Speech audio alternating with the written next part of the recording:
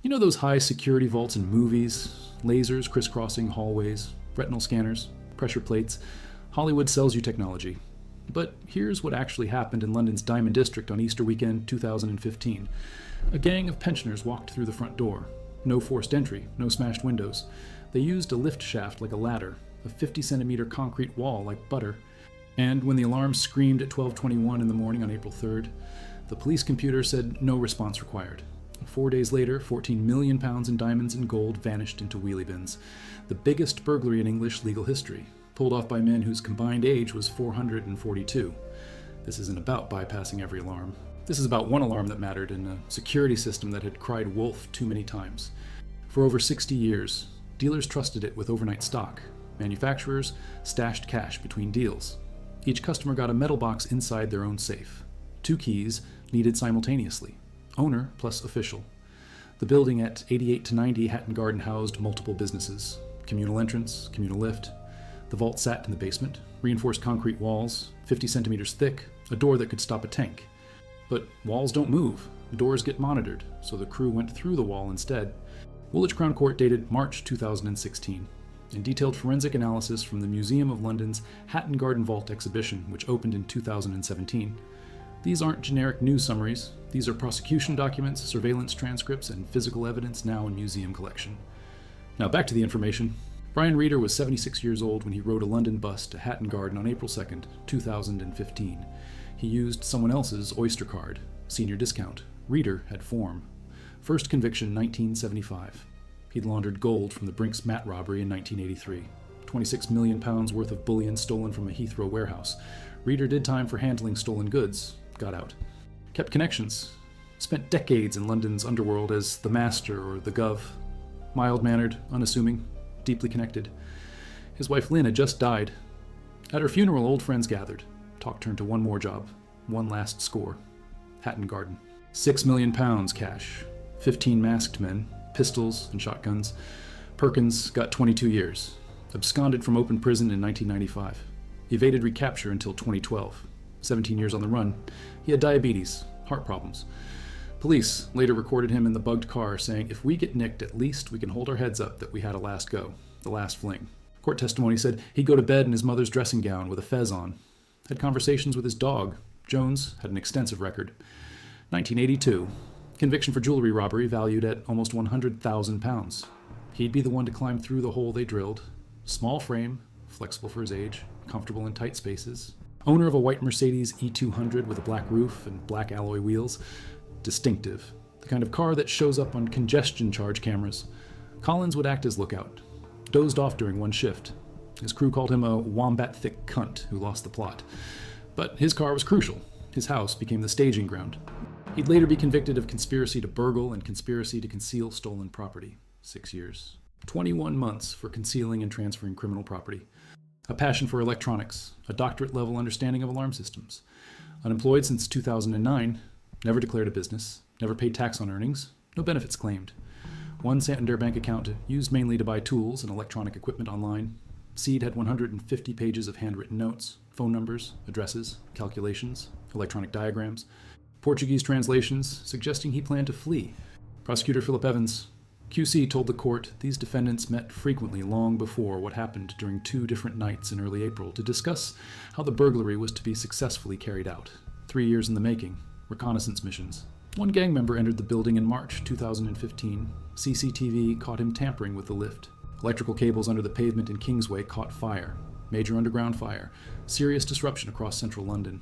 Flames shot from a manhole cover. Burst gas main. Fire continued for 2 days. Several thousand people evacuated from offices. Local residents left without food and electricity. West End theaters canceled performances. Substantial disruption to telecoms infrastructure. John O'Connor, former head of Scotland Yard's flying squad, told LBC Radio he thought the fire was probably deliberate. The timing too perfect. The distraction too useful. London Fire Brigade later said electrical fault. No arson. But the doubt lingered. The last Hatton Garden Safe Deposit Company staff member locked the doors and left. 9:19 p.m. Staff gone. 4 minutes later, CCTV shows the first figure. Mr. Ginger, red hair visible under his cap, black bag in hand, heading downstairs toward the vault. 9:27 p.m. A white Ford Transit van pulls up to an alley beside the building. Street camera catches it. Men drag wheelie bins down the alley, commercial size, big enough to hide a 77-pound drill. The van drives away. Men stay behind. Montana, named for the logo on his hooded sweatshirt, roll in more wheelie bins. One contains the Hilti DD 350 industrial diamond-tipped core drill. Retails for 3,475 pounds. Weighs 35 kilograms. The kind of equipment that bores through reinforced concrete like chalk. Inside knowledge. Possibly former security guard. Possibly one of the 4 or 5 unidentified customers shown around the vault in the year before. Once inside, they didn't head straight down. They went to the second floor, disabled the communal lift, jammed it in place, then used the lift shaft as access, climbed down cables and supports into the basement. No alarms on the lift shaft, no sensors. A physical security blind spot that any assessor should have flagged. Designed for demolition and construction, not stealth. The noise must have been incredible. Grinding, roaring, dust clouds. But it's Easter weekend. The building's empty. The neighborhood's closed. Nobody's listening. Tiny. Danny Jones would squeeze through. Basil, too. Small frames necessary. 12:21 a.m. Just past midnight. The alarm triggered. Southern Monitoring Alarm Company received the alert. Called the Metropolitan Police Service Central Communications Command. The call stated, confirmed intruder alarm activated at Hatton Garden Safe Deposit Lintaid. The call was recorded. Transferred to the police's CAD computer-aided dispatch system. A grade was applied. No police response deemed required. Why? The Hatton Garden building had a history. Significant number of false alarm activations over the prior year. Police policy requires remote signaling alarms to register with a unique reference number. URN. Too many false alerts, the system automatically flags no response. Crying wolf. The alarm company's job was to contact the keyholder, not send police, but the keyholder got misinformed. Alok Bavishi, temporary manager and son of the joint director, was told police were already on scene. Bavishi called a security guard. The guard went to the building, peered through the front door. Windows. Couldn't see anything. Didn't enter. When asked later why he didn't open up, he reportedly said he doesn't get paid enough. The guard left. Thieves kept working. They'd brought a hydraulic jack and ram to knock over the securely fitted deposit boxes. The tools didn't work. Faulty. Reader, despite being called the master and the gov by his crew, bottled it. Walked out. Refused to go through. Panic. Doubt. Age catching up. Morning came. The crew left empty-handed, frustrated, exhausted. Bought new equipment under the name of V. Jones. Reference to footballer turned screen gangster Vinnie Jones. Humor in the face of stress. Tools acquired. 10:17 p.m. They returned, still undetected. No police ever came, no security escalation. The building sat dark and ignored. This time, the equipment worked. They drilled through the wall, squeezed into the vault. 73 deposit boxes lined the walls. Jones and Seed climbed through the holes, used crowbars, angle grinders, concrete drills, forced open box after box, diamonds, gold, jewelry, cash. The haul was staggering. Estimates ran from 14 million pounds officially to 200 million pounds in press speculation. Much of it would never be recovered because owners couldn't declare what they'd stored. Tax evasion, dirty money, undeclared assets. Ex-wives they were hiding wealth from. The vault was a shadow economy, not collection day. Later, they reconvened, emptied the bins, divvied up the valuables. Each man took his share and vanished. Floor strewn with discarded safety deposit boxes. Power tools everywhere. Angle grinders, concrete drills, crowbars. The hole in the wall 3 feet from the floor, 10 inches high, 18 inches wide. Audacity measured in aperture. The Daily Mirror published CCTV footage on April 10th before police released it. Timestamp images showed the timeline. Employees locking up 9:19 p.m. Thursday. Mr. Ginger appearing at 9:23 p.m. The street camera catching the white transit van at 9:27 p.m. The gent at 9:30 p.m. Mr. Strong at 9:31 p.m. A methodical entry caught on multiple angles. Police reviewed footage from 150 CCTV cameras around Hatton Garden.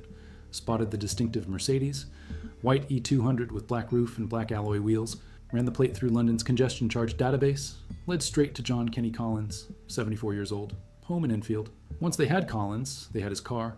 Once they had his car, they planted bugs, listening devices, not just in the Mercedes. Also in Terry Perkins' blue Citroen Saxo. The audio became a goldmine. The gang talked openly, bragged about the vault, discussed how to split the loot, where to hide it, complained about what went wrong, the faulty jack, Reader bottling it, Collins falling asleep on lookout duty, matey banter mixed with criminal logistics. They even referenced forensics for dummies. Police later found a copy at Daniel Jones's house. Attempt at criminal education. Didn't help. Flying squad officers arrested Brian Reader at his home. 76 years old, charged with conspiracy to commit burglary. More arrests followed. Collins, Jones, Perkins, Wood, Lincoln, Doyle. By the time the net closed, 9 men total were detained, 7 directly involved, 2 in supporting roles, 1 man missing, Basil. Scratched off serial numbers from tools he touched. Distinctive limp caught on CCTV became a key identifier later. Dr. Ivan Birch, forensic podiatrist, analyzed Basil's gait, called it an unusual limp, strong support for the prosecution case when they finally caught him. Basil walked out with the diamonds, the best stones, the highest value items. Reader had written them down for him during the heist. Basil took fistfuls of cash and vanished into the night. The other gang members realized too late. The diamonds were gone. Basil gone. 10 million pounds plus in jewelry, gold, and gems. Lincoln, 7 years. Doyle received a suspended sentence, 21 months. Philip Evans QC called it the largest burglary in English legal history based on value stolen. The scale matched the planning. 3 years of reconnaissance, regular Friday meetings, trial and error with alarm systems, inside knowledge. The 4-day Easter window, it was methodical, professional, and it almost worked. Because in March 2018, 3 years after the heist, Michael Seed was arrested at his home in Islington. 57 years old, officers found 150,000 pounds worth of unexplained loot, gold, gems, items traced back to Hatton Garden. Analysis of Seed's computers showed searches for price of UK gold in the run-up to the burglary. Days after the raid, he'd looked at BBC News articles. Who were the jewelry heist raiders? Checking coverage, monitoring police progress. He'd been learning Portuguese, planning to flee. Never made it. Danny Jones testified that Basil, described as an ex-policeman, was responsible for planning the raid. The forensic podiatrist's gait analysis linked Seed to the CCTV footage. His distinctive limp matched Basil's walk. Seed was convicted of conspiracy to commit burglary and conspiracy to conceal or disguise criminal property. March 15, 2019. 10-year sentence. Everybody calls me Basil now, Seed said afterward. I'll be known as Basil for the rest of my life. Became an exhibit. Physical reminder of the heist. Security firms across the UK reassessed protocols, introduced advanced CCTV, biometric access controls, motion detectors. The alarm industry worked with police to ensure false alarm procedures wouldn't create another Hatton Garden. Jones buried some in Edmonton Cemetery in North London, showed police a small portion, lied about more loot 20 meters away that police had already found. Seed's share, 10 million plus, mostly unrecovered. A concrete wall drilled over 2 nights, crowbars and angle grinders. The alarm that triggered, ignored because the system cried wolf. 12:21 a.m., April 3rd. Southern Monitoring called police, confirmed intruder alarm. CAD system applied a grade, no response required. That decision cost 14 million pounds minimum, possibly 200 million. The exact figure will never be known because too many owners can't come forward without admitting their own crimes. But these weren't harmless old men. Reader had laundered Brink's matte gold. Perkins had done the Security Express job. Jones had decades of jewelry robbery convictions. They'd worked together for years, decades in some cases. The firm, professional criminals united by friendship, skill set, and a desire to relive glory days. Jones got an additional 3 years in July 2018 for taking part in a £1 million gem heist at Amal Clooney's wedding jewelers. More jewelry theft. Couldn't stop. Reader, released after serving half his sentence, faced potential further time for failing to pay a multi-million-pound confiscation order. Severe poor health kept him free on compassionate grounds. He died in 2023, aged 84. The police investigation relied on surveillance. CCTV from 150 cameras, congestion charge database, phone records, cell site data, bugged vehicles, audio of the gang talking openly about the heist. Forensics yielded little. The gang wore gloves, scratched off serial numbers, left no DNA, no fingerprints. The drilling and forced entry were too chaotic for clean evidence, but technology caught them. Digital tracking, modern surveillance, the car's license plate, the phone calls, the bragging in the pub, analog criminals operating in a digital world. They lacked knowledge to defeat digital detectives. Scotland Yard Commander Peter Spindler's words. 4 hours of drilling, 3 holes through 50 centimeters of reinforced concrete, brute force engineering. Combined with the lift shaft access, that's the breakthrough. Not lasers, not retinal scanners, a ladder made of cables, and a drill made for construction sites. Peter Spindler apologized publicly. The systems and processes we have in place with the alarm companies weren't followed. Officers should have attended, didn't. For that, I want to apologize. Too late. The thieves had already worked for hours by then. Would continue for hours more. 2 nights, 4 days. Total window, uninterrupted except for equipment failure. The security guard who peered through the door didn't enter, doesn't get paid enough. Every weak link in the chain exploited. Getting that brags on tapped phones. Finds forensics for dummies helpful. Gets caught bragging in a pub. Caught by congestion charges and mobile phone metadata. Wheelie bins, a white Mercedes with a black roof, and time. 11 hours the first night, 8 the second. uninterrupted, undisturbed, because the alarm said no response required. Cash, long spent, the hole in the wall remains. Physical proof. 10 inches high, 18 inches wide. Evidence of what patience and a good drill can do. Reader at his wife's funeral, talking about one more job. Perkins wanting a last fling. Jones in his fez. Collins at the wheel. Wood with logistics. Lincoln laundering. Doyle providing the exchange point. Basil with the red wig and the electronics knowledge. The Castle Pub. Friday meetings. 3 years. The burglary meticulously planned long before it happened. The wheelie bins loaded at 6:10 a.m. April 5th. The van driving through empty London streets. The bins outside Collins' house. Not collection day. Later, the divvying. Each man taking his share. Scattering, thinking they'd won. 400 pieces of evidence. DNA profiling attempts. Fingerprint searches. Digital forensic specialist recovering thousands of hours of footage. Bugged cars. Tapped phones. Surveillance. The net closing. May 19th. 9 arrests. 1 ghost. Basil loose for 3 more years. Most never paid. Most stolen goods never returned. The last ringleader, Michael Seed. March 28th, 2018. Arrested, charged, trial. March 15th, 2019. Guilty. 10 years.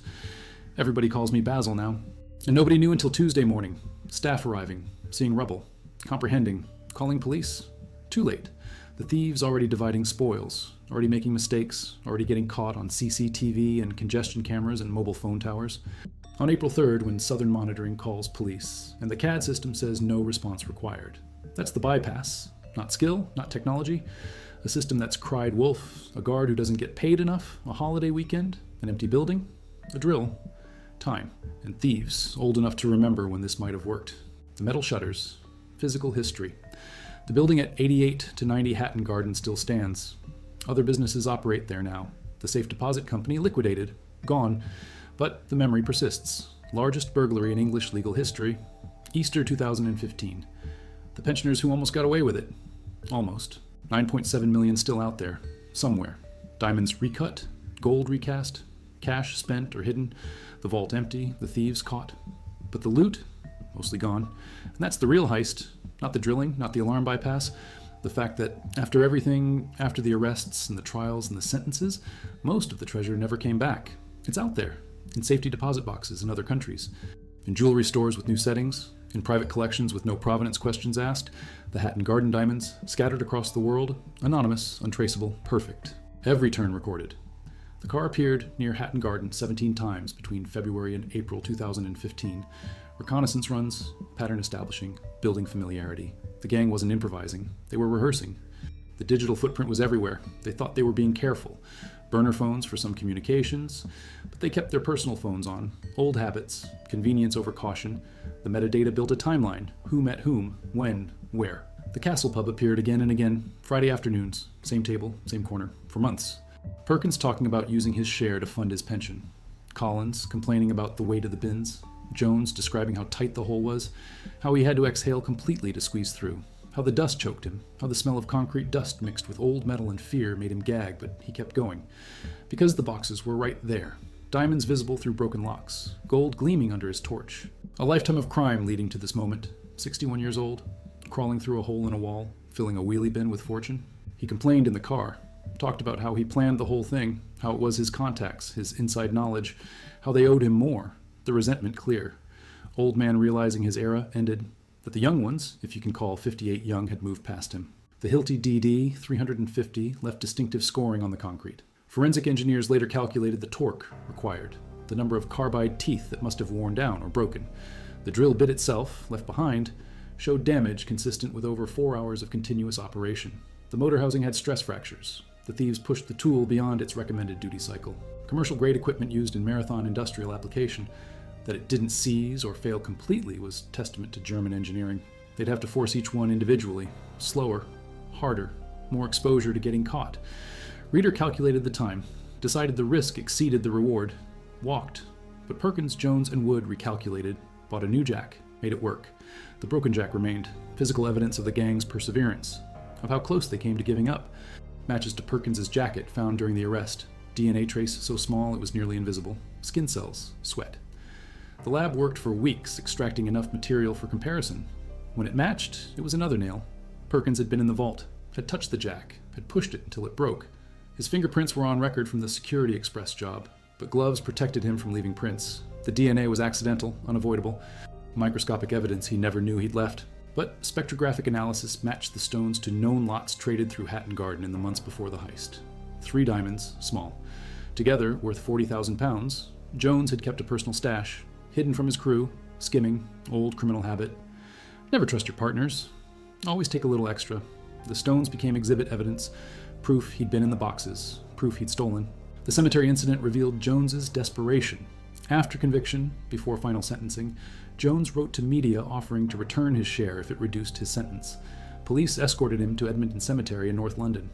Jones led them to a section near the north wall, started digging, found a plastic container buried 18 inches down.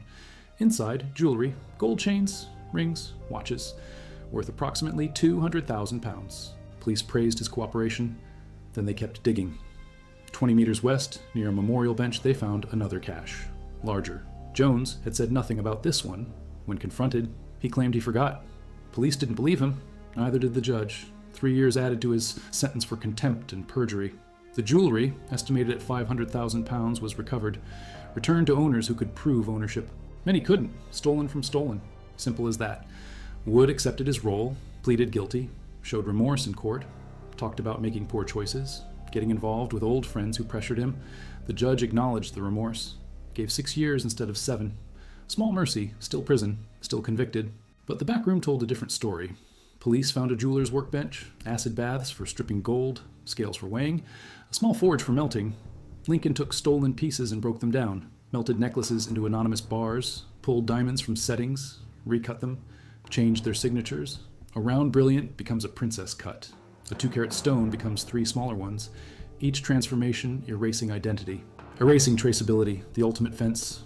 Not just selling stolen goods, transforming them, making them new, making them clean. River for clarity. But once police understood the structure, every transaction decoded. Months of illegal activity documented in his own hand. He'd kept records because jewelers keep records. Professional pride even in crime. That pride cost him 7 years. The staging ground where equipment transferred from vehicle to vehicle, where stolen goods passed hands. Doyle claimed ignorance. Said he thought they were doing legitimate demolition work. The judge didn't buy it. 21 months, suspended, meaning prison only if he violated probation. Doyle took the deal, walked out. Lucky. Or perhaps his actual involvement was minimal enough that the state decided prison wasn't worth the cost. The others resented him, called him the one who got away. But Doyle's role was minor, proved by evidence, acknowledged by sentence. No official employment, cash economy, the kind of ghost you can be if you're careful, if you never touch the system. Seed touched it once, buying tools online, using his real bank account. That transaction history became evidence later, but during the investigation, police had no reason to search for Michael Seed. He wasn't in their network, wasn't connected to known criminals, was completely invisible until witnesses from the gang's trial started talking, until Jones testified, until the name Basil became Michael Seed, until the hunt narrowed. USB drives and drawers. The digital forensics team spent months analyzing data, search histories, emails, Bitcoin transactions. Seed had been researching property in Portugal, looking at visa requirements, learning the language, planning escape. But he never moved. Procrastination, or perhaps attachment. London was home, electronics work was his passion. Leaving meant starting over. At 57, starting over felt impossible, so he stayed. Counted as 10 million, lived quietly, and got caught. He was careful, but not careful enough. Financial investigators traced the pattern, linked deposits to known sales of items matching Hatton Garden descriptions. A bracelet sold in Antwerp, a ring sold in Amsterdam, gold bars sold to private buyers in London. Each sale left trace. Each trace built case. Seed thought he was clever. The investigators were cleverer. Without him, no access. Without access, no heist. Basil disabled the alarm, jammed the signal, provided the key, guided the crew, took the best stones, disappeared, caused the most damage by enabling everything. The judge agreed. 10 years. Seed's reaction was resignation. He'd known capture was possible, probable even. But he'd enjoyed 3 years of freedom, 3 years spending his share, in his mind, almost worth it. Almost. Until the cell door closed, until the reality of a decade behind bars settled in. Then it wasn't worth it at all. See the planning, the execution, the investigation, the arrests, the trials, educational, but also thrilling. People line up to see the hole in the wall, to imagine squeezing through, to stand where millions in diamonds once sat. The human fascination with heists, with audacity, with getting away with it, even though they didn't. even though justice won. The story captivates. King of Thieves with Michael Caine playing Reader, The Hatton Garden Job with Larry Lamb, Hatton Garden the ITV series with Timothy Spall as Perkins. Each adaptation took liberties, dramatized, compressed, but stayed rooted in documented fact. Because the truth was dramatic enough.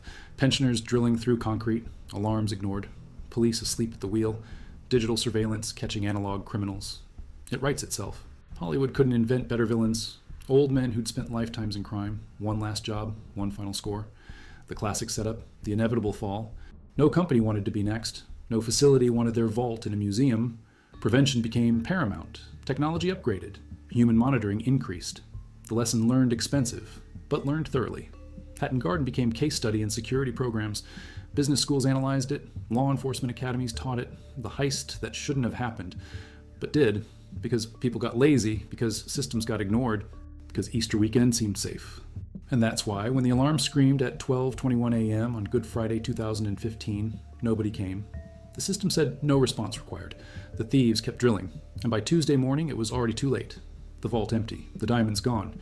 And London learned that the greatest vulnerability isn't technology failing. It's trust eroding, one false alarm at a time, until the real one gets ignored. Until the cry for help becomes background noise. Until the wolves actually come, and nobody believes.